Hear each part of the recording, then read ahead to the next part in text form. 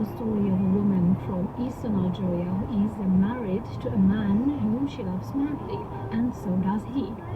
The couple does not have children, which makes the husband's family push him to marry another woman, while his wife is on a visit to her family.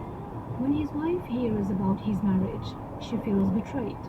She then sings the song My Week, referring to her husband to express her sadness for hearing such a bad news.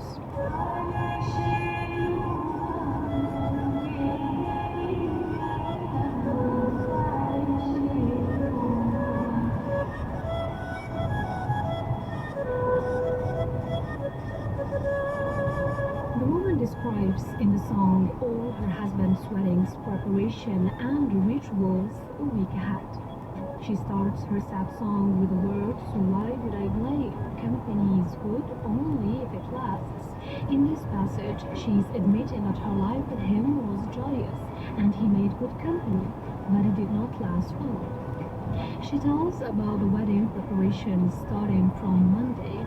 Monday is a day believed to be blessed. That is why the rituals start on it.